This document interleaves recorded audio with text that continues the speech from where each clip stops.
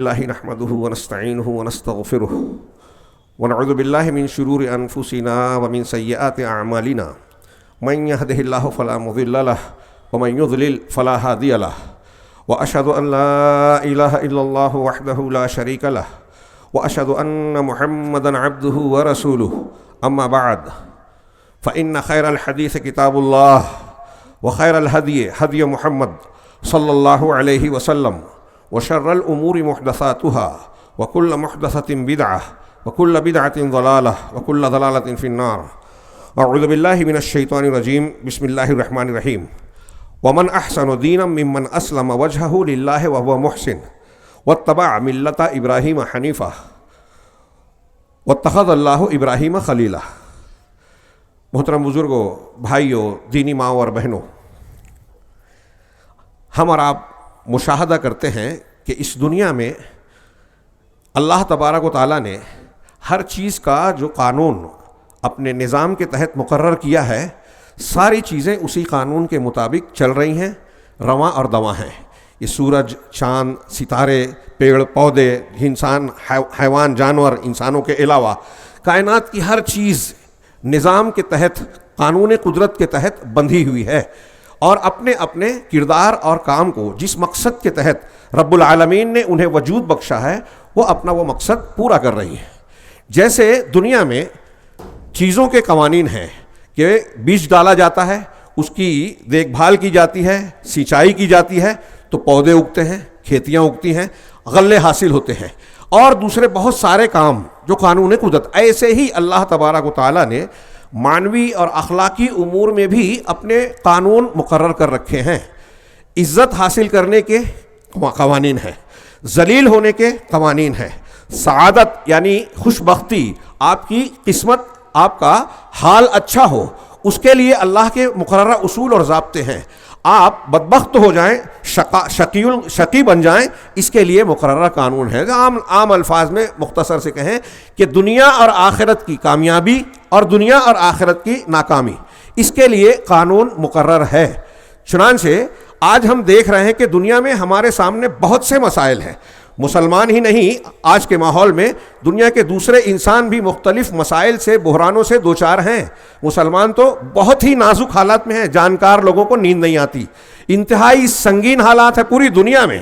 سارے دشمنان دین کی سازشیں، منصوبے اور حملے مسلمانوں کے خلاف عام ہیں. ہم اپنے یہاں دیکھ رہے ہیں، ابھی تازہ کل کا فیصلہ ہے، SIR جائز قرار دیا گیا اور لوگ تشویش کا اظہار کر رہے ہیں کہ یہ صرف ووٹ کا مسئلہ نہیں ہے بلکہ شہریت کا مسئلہ ہے، اور اس میں بہت سارے کمزور ہندوستانیوں کے ساتھ بڑے پیمانے پر جو اصل نشانہ ہے مسلمان ہیں کہ آپ کی شہریت، ہماری شہریت چھین لی جائے گی اور بہت سارے حقوق سے جسے آئین نے دیا ہے محروم کر دیا جائے گا. اس کے علاوہ بھی بہت سارے معاملات روز ہوتے ہیں جسے سن کر، جان کر ہم تشویش میں مبتلا ہوتے ہیں. ایک بہت بڑا طبقہ خوف میں زندگی گزارنے پر مجبور ہے. لیکن اللہ تبارک و تعالیٰ نے ان مسائل کا حل ہمیں دیا ہے. ہم اس حل کو جو رب نے دیا ہے اسے حاصل کرنے کی بجائے، اسے اختیار کرنے کی بجائے بہت سارے دوسرے راستوں کو اختیار کرتے ہیں. اور سچی بات یہ ہے کہ یہ آج کا دن جو تہوار کی حیثیت سے مرد اور خواتین ہم منانے آئے ہیں، یا نماز ادا کریں گے اور نماز سے فارغ ہونے کے بعد مستطیع حضرات جو ہے اللہ کے جناب میں، بارگاہ میں قربانیاں پیش کریں گے. یہ اعمال بھی جہاں ہمارے ساتھ خوشی اور عبادت کے بہت سارے پہلوؤں کو، گناہ و مقاصد کو اپنے درمیان رکھتا ہے، وہیں ہمارے مسائل کا حل بھی پیش کرتا ہے. جو میں نے کہا کہ آپ کو عزت کیسے ملے گی، آپ کامیاب کیسے ہوں گے، دشمنوں کے چال سے، منصوبوں سے اپنے آپ کو محفوظ کیسے رکھیں گے، اپنی نسلوں کو کیسے محفوظ رکھ سکتے ہیں، اس کا درس عبرت بھی یہ عید الاضحیٰ کا دن ہمیں دیتا ہے اور بہت زبردست انداز میں دیتا ہے. اگر ہم ماننے کے لیے تیار ہوں، سمجھنے کے لیے سنجیدہ ہوں. ہم سنجیدہ نہیں ہوتے، ظاہری اور مادی سطحی چیزوں کو اختیار کرتے ہیں، اور جو حقیقی چیزیں ہیں، جو جوہر ہے، قربانی کا اصل مقصد کیا ہے، عید الاضحیٰ کا اصل پیغام کیا ہے، ہم اسے نظر انداز کر دیتے ہیں. پڑھتے بھی ہیں، سنتے بھی ہیں، لن ینال اللہ لحومها ولا دماؤها ولکن ینالہ التقوی منکم. اللہ کو تمہاری قربانی کے گوشت پوش اور خون نہیں پہنچتا بلکہ تمہارے دل کا تقوی پہنچتا ہے. سب کو یاد ہے، لیکن تقویٰ کہاں نظر آتا ہے؟ قربانیاں ہوتی ہیں، رمضان کے روزے رکھ لیتے ہیں، عید منا لیتے ہیں، لیکن سطحی طور پر، ظاہری طور پر. میں نے جو قانون بتایا اس کا ذکر، جو ایک آیت میں نے سورہ نساء کی پڑھی تھی، اس سے پچھلی والی آیت پڑھوں. اللہ رب العالمین نے فرمایا وَمَن يَعْمَلْ مِنَ الصَّالِحَاتِ مِن ذَكَرٍ أَوْ أُنثَىٰ وَهُوَ مُؤْمِنٌ، جو شخص نیک اعمال کرے. صالحات، اس کی تشریح دیکھیے. آپ جو نیک عمل سمجھے وہ نیک ہے، ایسا نہیں ہے. لوگوں نے ایجاد کر لیا نئی نئی عبادتیں، نئی نئی دعائیں، نئے نئے طریقے ایجاد کر لیے، وہ عبادت اور نیک عمل نہیں ہے. نیک عمل وہ ہے جو رسول نے بتایا، جس پر رسول کی مہر تصدیق ہو، جس میں اخلاص ہو. تو جو نیک عمل کرے من ذکر أو انثى، مرد ہو یا عورت، تو وہ مؤمن، اس حالت میں کہ وہ ایمان والا ہو. نیکی آپ کر رہے ہیں، آپ کا ایمان صحیح نہیں ہے، آپ کی توحید نہیں ہے، نیکی قبول نہیں ہوگی. ہاں، تو نیکی کر رہے ہیں اور ساتھ میں مرد ہو یا عورت، اور ساتھ میں ایمان والا ہو. تو اللہ نے فرمایا فَأُولَٰئِكَ يَدْخُلُونَ الْجَنَّةَ وَلَا يُظْلَمُونَ نَقِيرًا، یہی لوگ ہیں جو جنت میں داخل ہوں گے، اور ایک معمولی سا، نقیر کہتے ہیں کھجور کی گٹلی پہ جو معمولی سے گڑا ہوتا ہے نا، لائن ایک ہوتی ہے، اتنا برابر بھی اللہ تعالیٰ ظلم نہیں کرے گا، اجر و ثواب بڑھا کر گناہ در گناہ دے گا. ٹھیک ایسی ہی آیت سورہ نساء میں ہے کہ جو مرد اور عورتوں میں سے جو نیک عمل کرے گا، من عمل صالحا من ذکر أو انثى وهو مؤمن فلنحيينه حیاتا طیبہ، تو ہم اسے حیات طیبہ، خوشگوار زندگی دیں گے. قرآن کہہ رہا ہے، رب العالمین کا کلام، جس پر آپ کو ہم کو ایمان ہے، ہمیں ایمان ہے، لیکن عملی زندگی میں ہم ایسا لگتا ہے مانتے نہیں ہیں. ہاں، نیک عمل اور ایمان، یہ دو چیزیں بنیادی طور سے ہم ان کو سیکھنے سمجھنے کے لیے تیار ہی نہیں ہیں. تو اللہ کہہ رہا ہے کہ اچھی زندگی ملے گی، اور یہاں دنیا کی زندگی، وہاں بھی کہا اور یہاں کہا کہ جہاں جنت میں داخل کیے جائیں گے، ظلم نہیں کیا جائے گا. اس کے بعد اللہ نے کہا وَمَنْ أَحْسَنُ دِينًا، یہ عید الاضحیٰ کے موقع سے اللہ کا یہ پیغام.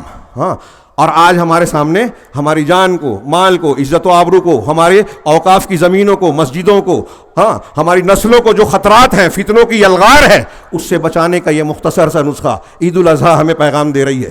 کہا اللہ تبارک و تعالیٰ نے فرمایا وَمَنْ أَحْسَنُ دِينًا مِمَّنْ أَسْلَمَ وَجْهَهُ لِلَّهِ، اس سے بڑھ کر، اس سے بہترین، اس سے اچھا دین والا کون ہو سکتا ہے جس نے اپنے آپ کو اللہ کے حوالے کر دیا. اسلم وجہہ، اپنے چہرے کو اللہ کے تابع کر دیا. چہرہ تابع ہوگا تو دل بھی ہوگا، دل اور چہرہ تابع ہوگا تو سارے اعضاء ہوں گے، اور اسی کی طرف انابت ہوگی، اسی کی طرف، اسی سے امید ہوگی، اسی کی طرف، اسی پر توکل اور بھروسہ ہوگا. اسی سے بندہ مانگے گا، بیچ میں واسطے وسیلے نہیں رکھے گا کہ فلاں بابا اور فلاں بزرگ کو بیچ میں ڈال کے اپنے برادے مانگو، اپنی مشکلات کی آسانی کا سوال کروں. اللہ سے ڈائریکٹ مانگے، اپنے آپ کو اللہ تبارک و تعالیٰ سے جوڑ دے ہوئے. تو کہا انابت میں، ذکر میں، فکر میں، رجا میں اللہ سے جڑ جائے، اپنے آپ کو اللہ کی طرف پھیر دے، تابع بنا دے. وہ محسن، اس حالت میں کہ وہ محسن ہو، نیکوکار ہو، احسان کرنے والا ہو. یہاں اہل علم نے کہا یعنی وہ اپنے رسول اور اللہ کی نازل کی ہوئی شریعت کی تابع داری کر رہا ہو، فلاں کا طریقہ، فلاں کا بزرگ کا خواب اور فلاں کا کشف اور فلاں والا نہیں. اللہ کے نبی صلی اللہ علیہ وسلم پر جو اللہ تعالیٰ نے شریعت اتاری ہے، بس اسی پر عمل کرتا ہو.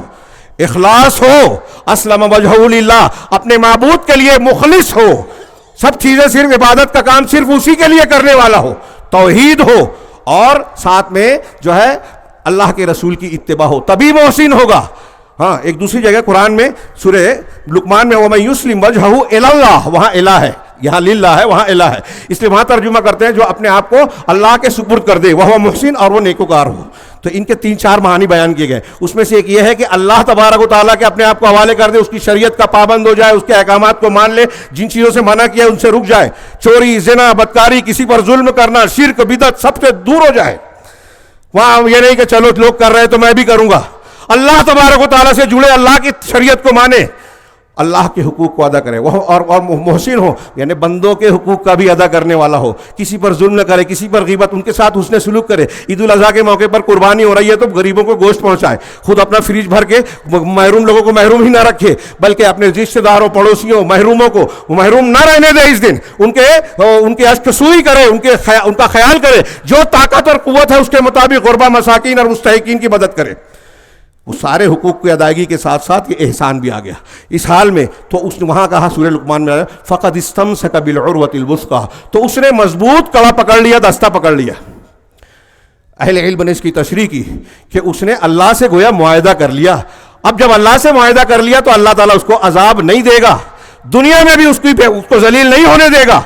آزمائشیں آئیں گی لیکن ذلیل نہیں ہوگا. کوئی دشمن ان پر غالب نہیں ہوگا. ایسا نہیں ہوگا کہ وہ چیختے چلاتے رہ جائیں, دعائیں سنی نہ جائیں, ان کے گھروں پر بلڈوزر چلتا رہے اور زندگی جو ہے جیلوں میں کٹ جائے بے گناہ ہوتے ہوئے, سنوائی ہی نہ ہو, مال دولت پر حملہ ہو جائے, سب کچھ تباہ ہو جائے. ایسا نہیں ہو سکتا. اللہ تبارک و تعالیٰ نے کہا کہ اس نے مضبوط کڑا پکڑ لیا, مضبوط تھام لیا. وَإِلَى اللَّهِ عَاقِبَةُ الْأُمُورِ, اور سارے چیزوں کا انجام اللہ کی طرف ہے. اور جب اللہ کی طرف انجام ہے, اختیار اللہ کا ہے, کائنات میں ایک پتا بھی اللہ کی مرضی کے بغیر نہیں ہلتا, تو ہمارے اوپر بم چلے, ہمارے خلاف سازشیں ہو, ہمارے خلاف قانون بنے, ہمارے گھر توڑ دیے جائیں, کیا اللہ کے حکم اور اجازت کے بغیر ہو رہے ہیں؟ اب پھر یہاں آیت میں آئیے, اللہ نے فرمایا کہ جو شخص اپنے آپ کو اللہ کے حوالے کر دے, یعنی اخلاص اختیار کرے, وہ محسن اور سنت کا پابند ہو, شریعت کی پابندی کرے, واتبع ملت ابراہیم حنیفا, اور ملت ابراہیم کی پیروی کرے. اب ملت ابراہیم کیا ہے؟ ہم سنتے رہتے ہیں, سناتے رہتے ہیں, یہ لمبی تقریر کا موقع نہیں ہے جس پر جتنا بولے کم ہے. لیکن میں یہ عرض کروں کہ ہم قربانیاں کرتے ہیں, عید الاضحیٰ مناتے ہیں, اور حج اور یہ قربانی کا موقع حضرت ابراہیم علیہ السلام, ان کی اہلیہ حضرت ہاجرہ, حضرت سارہ, حضرت اسماعیل, ان لوگوں بلکہ پورے خانوادے کی بہت ساری چیزوں کو, اعمال کو, سیرت کو تازہ کرتا ہے, جس میں ہمارے لیے بہت ہی عظیم الشان دروس ہیں. آج کی ہماری زندگی میں اس کی ضرورت ہے, ہمارے مسائل کا حل ہے اس سیرت میں. اسی لیے اللہ تبارک و تعالیٰ نے جب بتایا کہ کامیابی, عزت پانے, اللہ تعالیٰ کی مدد پانے کا نسخہ یہ ہے کہ آپ مخلص بن جائیں, شرک سے اپنے آپ کو پاک کر لیں, سنت اور شریعت کے پابند بن جائیں, تو تیسری چیز کہی, اس کی ایک مثال دی, ملت ابراہیمی کے پیروکار بن جائیں.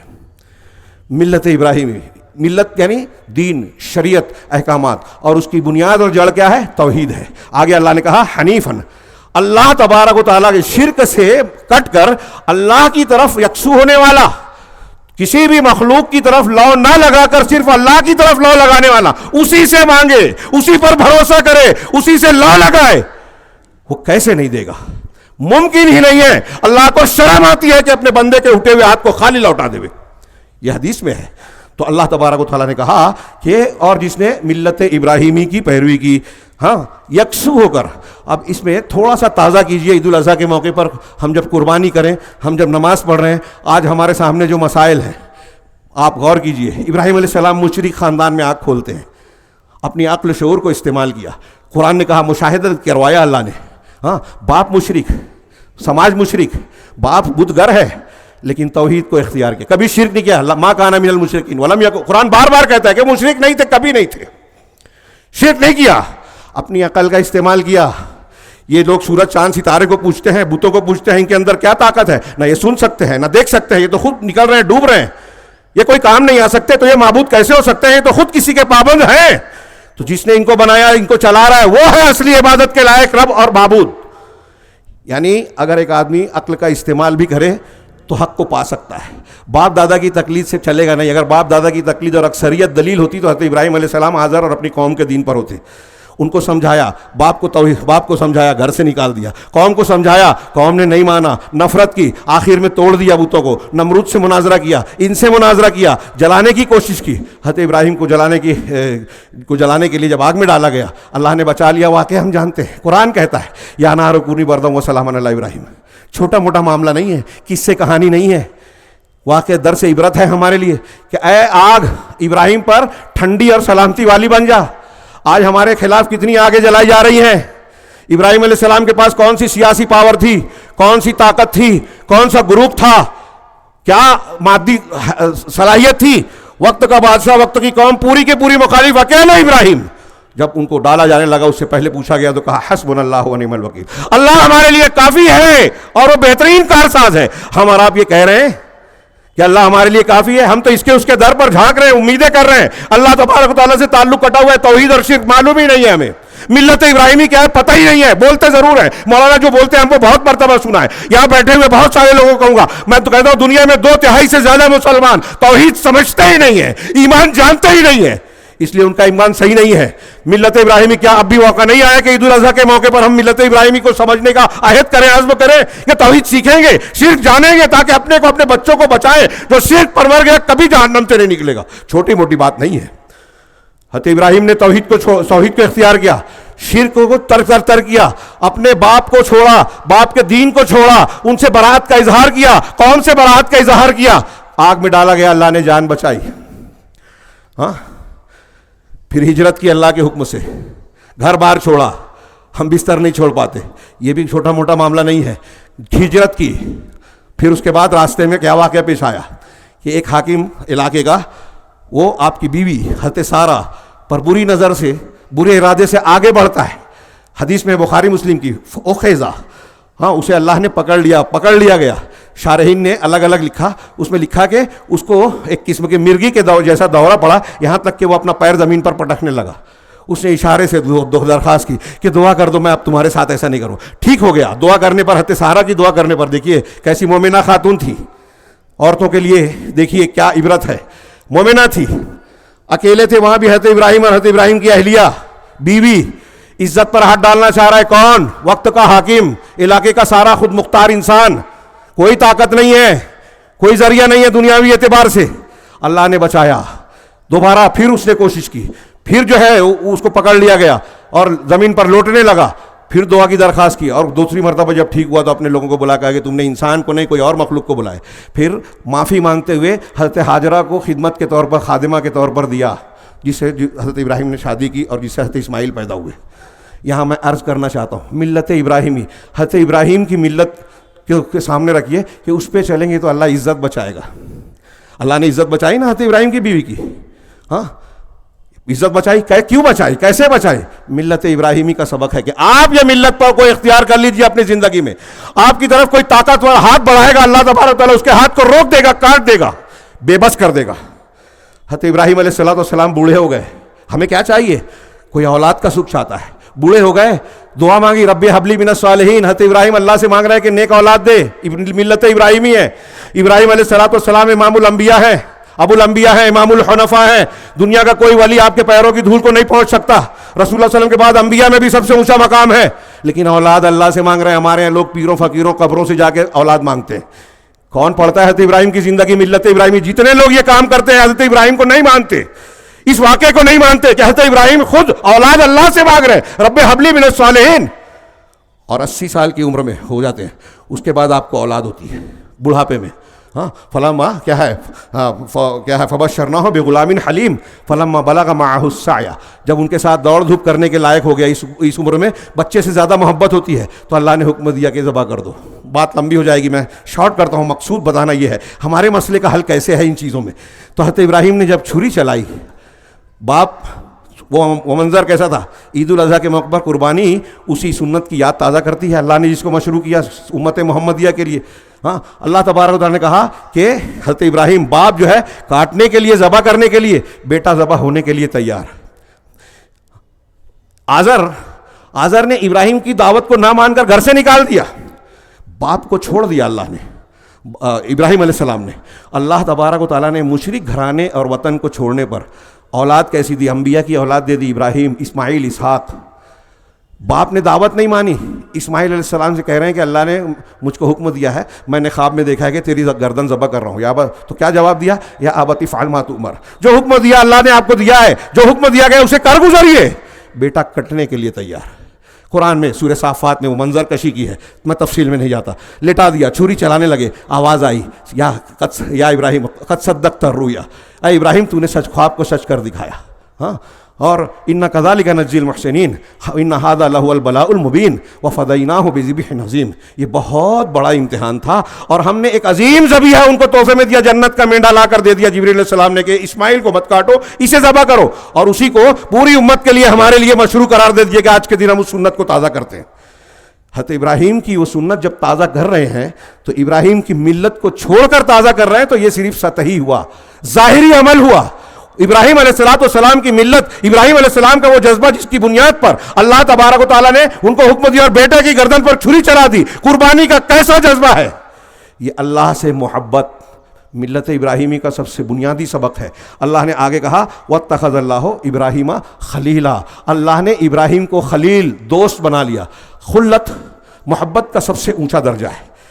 خلت، اللہ تبارک و تعالیٰ نے پوری کائنات میں صرف 2 لوگوں کو خلیل بنایا، ابراہیم علیہ السلام، محمد صلی اللہ علیہ وسلم. اللہ کے رسول نے کہا اللہ نے مجھے بھی ویسے ہی خلیل بنایا جیسا ابراہیم کو. ہاں حدیث ہے بخاری مسلم کی. تو دونوں کو خلیل بنایا. باقی دنیا کے جتنے مومنین ہیں، بڑے سے بڑے درجات والے، یہاں تک کہ انبیاء اور مرسلین، ان کو اللہ تعالیٰ نے محبت دی ہے اپنی طرف سے. ابراہیم علیہ السلام کو دوست بنایا, خلیل بنایا. خلیل خلت ایسی محبت کو کہتے ہیں جس کی محبت کے بیچ میں دنیا کی کوئی اور محبت کہیں قطعی طور سے خلل انداز نہیں ہو سکتی, خالص محبت. اب اس محبت کا یہ نتیجہ ہے کہ اللہ نے ابراہیم سے جب کہا کہ اپنے بیوی بچے کو بیاب ہو گیا وادی میں چھوڑا ہے, بیٹے کی گردن پہ تلوار چھری چلا دو چلا دی, ہجرت کر جاؤ گھر بار چھوڑ دو چھوڑ دیا, 80 سال کی عمر میں کہا ختنہ کر لو کر ڈالا. جب جو حکم دیا وَإِذِ ابْتَلَىٰ إِبْرَاهِيمَ رَبُّهُ بِكَلِمَاتٍ فَأَتَمَّهُنَّ, جب بھی ابراہیم کو اس کے رب نے آزمایا تو حضرت ابراہیم نے ہر کلمے کو ہر حکم کو پورا کیا. پھر اللہ نے کہا قَالَ إِنِّي جَاعِلُكَ لِلنَّاسِ إِمَامًا, میں تجھے امام بنانے والا ہوں. یہاں ملت ابراہیمی کا سبق. آج ہم پست ہیں, دوسروں کے محکوم ہیں, ہاں غلام ہیں, توڑے مارے توڑے جا رہے ہیں. امامت اور قیادت کا مقام تھا ہمارا. ملت ابراہیمی ہمیں بتا رہی ہے کہ حضرت ابراہیم جب اللہ کے احکامات کو پورا کرتے ہیں تو اللہ نے امام بنا دیا. اگر ہم اور آپ چاہتے ہیں کہ ہم کو بھی امامت ملے, دنیا میں آدمی شہرت چاہتا ہے, بڑا پن چاہتا ہے, عہدوں کے لیے لوگ لڑتے مرتے رہتے ہیں. عہدوں کے لیے مت لڑیے, عہدوں کے لیے مت مریے. عہدہ اور بڑا پن چاہیے تو ابراہیم علیہ السلام کی طرح اللہ تعالیٰ کے ہر امتحان میں اپنے آپ کو پورا اتارنے والے بن جائے. اللہ تعالیٰ خود امامت دے دے گا, اللہ تعالیٰ خود بڑا عہدہ دے دے گا, دنیا میں نام دے دے گا. ابراہیم علیہ السلام کو ایسی امامت دی کہ آپ کے بعد کوئی نبی آپ کی نسل کے باہر آیا ہی نہیں. یہودی ہو, نصرانی ہو, مسلمان ہو, یہاں تک کہ مشرکین مکہ تھے, سب حضرت ابراہیم علیہ السلام کا احترام اور تعظیم کرتے تھے. اللہ نے یہ مقام دیا. تو دنیا میں عزت چاہتے ہو تو ابراہیم کی ملت, حضرت ابراہیم کو عزت دی. ہم اس طریقے پہ چلیں گے تو عزت پائیں گے کہ نہیں پائیں گے؟ اللہ تبارک و تعالیٰ نے کہا کہ ابراہیم کو, اب یہاں اسی کو الٹ دیجئے کہ جو اپنے آپ کو اللہ کے حوالے کرتا ہے اور محسن ہے تو اللہ تعالیٰ اس کو یہ بناتا ہے, دوست بناتا ہے, اور جو ایسا نہیں کرتا وہ اللہ تعالیٰ کا دشمن ہے. اب اللہ تعالیٰ اس کے گھر پر بلڈوزر چل رہا ہے, اس کی عزت پامال ہو رہی ہے, اسے کھیلا جا رہا ہے, اس کے بچوں کو قید و بند کی صحبتوں میں ڈالا جا رہا ہے, مصیبتوں کے پہاڑ ٹوٹ رہے ہیں, لوگوں نے کھلونا بنا لیا, مار کاٹ رہے ہیں, کہیں غزہ میں مارے جاتے ہیں, کہیں ہندوستان میں توڑے پھوڑے جاتے ہیں, کہیں کوئی عزت نہیں ہے, کوئی وقار اور کوئی معیار نہیں ہے. کیوں؟ اس لیے کہ اس پر ہم نے عمل ہی نہیں کیا. آئیے اس کو سمجھیں کہ عزت چاہیے تو ملت ابراہیمی میں, جان بچانا ہے ملت ابراہیمی, گھر بچانا ہے ملت ابراہیمی, اس کا نسخہ ہے. اللہ تبارک و تعالیٰ نے اسی ملت ابراہیمی کا کو اختیار کرنے کا نبی کو حکم دیا, اور اللہ تعالیٰ رسول صلی اللہ علیہ وسلم کو خطاب کر کے کہا قل اننی ہدانی ربی الی صراط مستقیم. آپ کہیے کہ میرے پروردگار نے مجھے صراط مستقیم کی رہنمائی کی ہے. میرے پروردگار کا یہ احسان ہے, صراط مستقیم دیا ہے. ہم اور آپ اس صراط مستقیم کو جانتے ہیں کیا؟ قرآن اور حدیث لوگ مسلک جانتے ہیں, صراط مستقیم نہیں جانتے, ملت ابراہیمی نہیں جانتے. صحیح عقیدہ, صحیح ایمان, رسول کا صحیح منہج آج مسلمانوں کے بیچ میں اجنبی بن گیا ہے. صحیح بات پیش کرو تو لوگوں کو تعجب ہوتا ہے, ارے اتنے لوگ نہیں کرتے ہیں یہ کیا ان کو نہیں معلوم, کوئی نہیں جانتا, سب دوسروں کو دیکھ رہے ہیں, دین کے معاملے میں دوسروں پر تکیہ کر کے بیٹھے ہوئے ہیں. اتنی بڑی غفلت, اتنی بڑی کوتاہی, اتنا بڑا جرم, تو اللہ تعالیٰ کی رحمت نہیں آئے گی. یہی آئے گا کہ اللہ تعالیٰ دشمنوں کو مسلط کرے گا. ہماری زندگی کا کون سا معاملہ ٹھیک ٹھاک ہے؟ کہیں ایمانداری نہیں ہے, ہاں چوری ہے, بے ایمانی ہے, دھوکہ ہے, ہاں نفاق ہے, شرک ہے, کفر ہے, بدعت ہے. کون سا گناہ ہے جو مسلمانوں میں نہیں ہے؟ تو ملت ابراہیمی کے پیروکار کہاں ہوگے؟ اور جب اپنے آپ کو ہم نے اللہ کے حوالے نہیں کیا, گناہ اور معصیت کر رہے ہیں, تو کیسے ہم بچیں گے؟ اب آپ کتنی بھی تدبیر کر لیں, کوئی سیاسی پارٹی بنا لے, عہدہ پا لے, فلاں وزیر, minister, collector, doctor, engineer, scientist بن جائیں, آپ بچ نہیں سکتے ذلیل ہونے سے, پکڑے جانے سے, جبکہ ملت ابراہیمی کی مخالفت کر رہے ہیں. اگر عزت اور چاہیے تو اللہ نے یہ نعمت جو دی ہے, قل اننی ہدانی ربی الی صراط مستقیم, آپ کہیے کہ میرے رب نے مجھے صراط مستقیم کی طرف رہنمائی کی ہے. دیناً قیاماً, ایسا دین جو سیدھا سادہ ہے, صحیح راستے پر چل. یہ قیام بہت اہم تشریح کا محتاج ہے. شارٹ میں کہوں کہ ہر دنیا اور آخرت کے ہر خیر تک پہنچانے والا یہی دین ہے, صحیح تعلیم ہے رسول کی, اور ہر شر سے بچانے والا, دشمن سے بچانے والا, سازشوں سے بچانے والا, حملوں سے بچانے والا, فتنوں سے بچانے والا, گمراہیوں سے بچانے والا, یہی دیناً قیاماً ہے. ملت ابراہیم حنیفہ, ابراہیم کا ملت, ابراہیم کی شریعت ملت ہے جو یکسو ہونے والے تھے. ہاں اللہ نے آگے فرمایا کہ کل ان صلاتی ملت ابراہیم حنیفہ وما کان من المشرکین, وہ مشرکین میں سے نہیں تھے. قل ان صلاتی و نسکی و محیای و مماتی للہ رب العالمین. آپ کہیے کہ میری نماز, میری قربانیاں, میرا جینے کے جتنے اعمال ہیں سب اللہ کے لیے، میرے مرنے کے لیے جو مقدر ہے وہ بھی اللہ کے لیے۔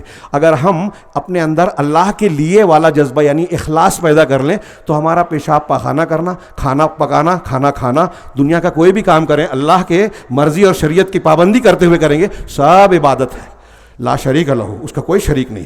جیسے اس دنیا کو بنانے میں چلانے میں کوئی شریک نہیں، ویسے عبادت کے حقدار ہونے میں اس کا کوئی شریک نہیں۔ وَبِذَلِكَ أُمِرْتُ، یہ صرف میں نہیں کہہ رہا ہوں یا میں پہلا آدمی نہیں ہوں، میں خود سے نہیں کہہ رہا ہوں، اللہ کی طرف سے حکم دیا گیا ہے۔ وَبِذَلِكَ أُمِرْتُ وَأَنَا أَوَّلُ الْمُسْلِمِينَ، اور میں پہلا مسلمان ہوں۔ قربانی کرتے ہوئے بھی ہم یہ کہتے ہیں، تو آج ہم یہ عہد کریں کہ عید الاضحیٰ کا یہ پیغام، قربانی کے وقت کے کہے جانے والے یہ کلمات ہم اپنی زبان سے اپنے دلوں میں اتاریں گے اور دلوں سے پھر اپنے اعضاء و جوارح میں اپنے آپ کو اللہ کے حوالے کر دیں۔ میرے بھائیو، پوری دنیا کے مسلمانوں کو آج کے موجودہ دور کے مسائل، پریشانیوں، مصیبتوں کے حل کے لیے صرف ایک ہی راستہ ہے، نبی کریم صلی اللہ علیہ وسلم کی سنت، ابراہیم کی ملت کو دنیا ظاہر اور باطن میں اختیار کر لیں۔ آئیے اللہ تبارک و تعالیٰ سے دعا کریں کہ پروردگار ہمیں ملت ابراہیمی کا سچا پیروکار بنا دے، ہمیں مومنین خالصین میں شامل فرما دے پروردگار۔ ہاں، اللہم صلی علی محمد وعلی آل محمد کما صلیت علی ابراہیم وعلی آل ابراہیم انک حمید مجید، اللہم بارک علی محمد وعلی آل محمد کما بارکت علی ابراہیم وعلی آل ابراہیم انک حمید مجید۔ اے اللہ،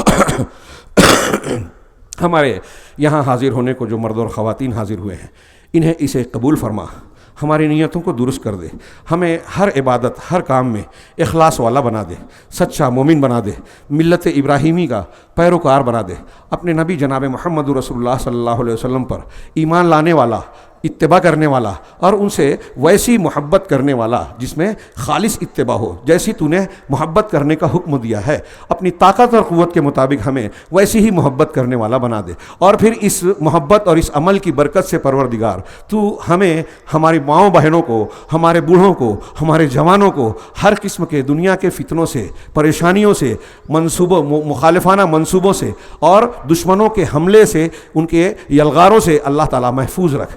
اللہ تبارک تعالیٰ آج ہم ہر طرح سے بےکس ہیں، کمزور ہیں، اور ہم جانتے ہیں اس کی سب سے بڑی اور بنیادی وجہ یہی ہے پروردگار کہ ہم تیرے دین سے عملی طور پر برگشتہ ہیں، لیکن پروردگار ہم تیری ہی عبادت کرتے ہیں، تجھی سے مانگتے ہیں، ہم اپنے گناہوں سے توبہ کرتے ہیں، ہمارے اندر اگر توبہ کے اندر اخلاص کی کمی ہے پروردگار تو تجھی سے مانگتے ہیں کہ ہمیں بھرپور اخلاص دے، مانگنے کا سلیقہ دے اور ہماری دعاؤں کو قبول فرما لے۔ ہماری دعاؤں کو جو یہاں مانگ رہے ہیں اور جتنی بھی مانگ رہے ہیں، حج پر ہمارے جتنے بھائی دعائیں مانگ رہے ہیں، سب کی دعاؤں کو تو شرف قبولیت بخش دے رب العالمین، اور ہمارے زندہ مسلمانوں پر تو رحمت فرما، جو گزر گئے ہیں پروردگار ان پر بھی تو رحم فرما، انہیں اپنی بخشش کے دامن میں سمیٹ لے پروردگار، انہیں ہر قسم کے عذاب قبر سے اور آخرت کے ہر قسم کے فتنے اور عذاب سے تم تحفظ عطا فرما پروردگار، تو رحمان ہے، رحیم ہے، تو ہم سب پر رحم فرما پروردگار۔ تیرے جو بھی بھلائیاں تیرے نبی جناب محمد رسول اللہ صلی اللہ علیہ وسلم نے تجھ سے مانگی ہیں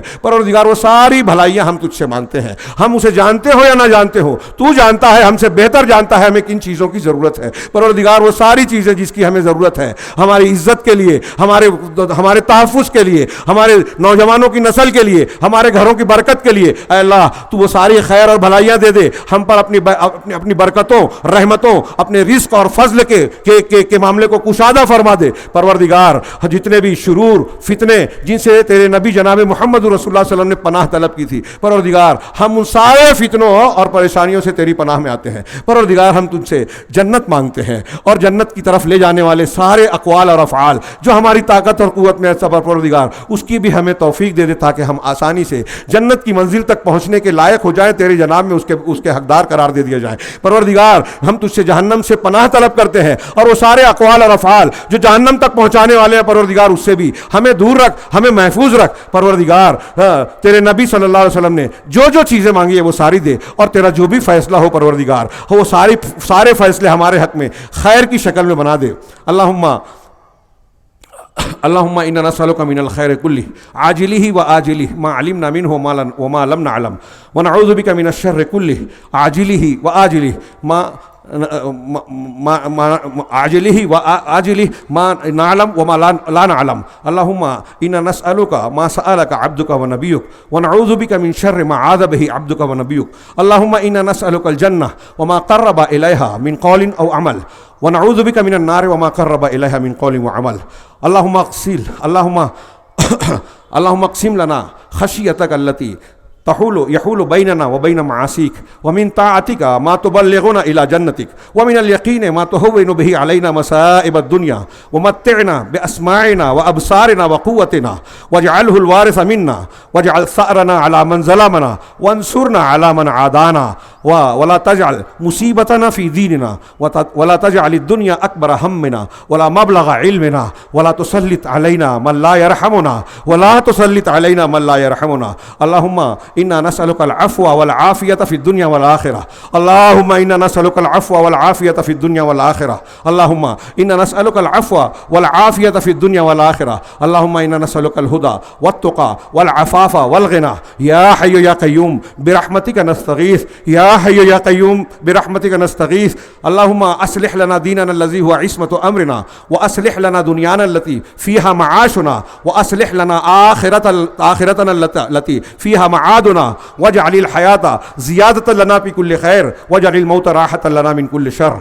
اللهم اغفر لنا وللمؤمنين والمؤمنات والمسلمين والمسلمات وألف بين قلوبهم وأصلح ذات بينهم وانصرهم على عدوك وعدوهم. اللهم لعن الكفرة الذين يصدون عن سبيلك ويكذبون رسلك ويقاتلون أولياءك. اللهم زلزل أقدامهم وشتت شملهم وفرق جمعهم وخالف بين كلمتهم. اللهم أنزل بهم بأسك الذي لا ترده عن القوم المجرمين. اللهم إنا نجعلك في نحورهم ونعوذ بك من شرورهم. اللهم إنا نجعلك في نحورهم ونعوذ بك من شرورهم. اللهم أحسن عاقبتنا في الأمور كلها. اللهم أحسن عاقبتنا في الأمور كلها وأجرنا من خزي الدنيا وعذاب الآخرة اللهم ربنا آتنا في الدنيا حسنة وفي الآخرة حسنة وقنا عذاب النار. ربنا آتنا في الدنيا حسنة وفي الآخرة حسنة وقنا عذاب النار. ربنا لا تؤاخذنا إن نسينا أو أخطأنا. ربنا ولا تحمل علينا إسرا كما حملته على الذين من قبلنا. ربنا ولا تحملنا ما لا طاقة لنا به واعف عنا واغفر لنا وارحمنا أنت مولانا فانصرنا على القوم الكافرين. ربنا عليك توكلنا وإليك أنبنا وإليك المصير. ربنا لا تجعلنا فتنة للذين كفروا واغفر لنا ربنا إنك أنت العزيز الحكيم.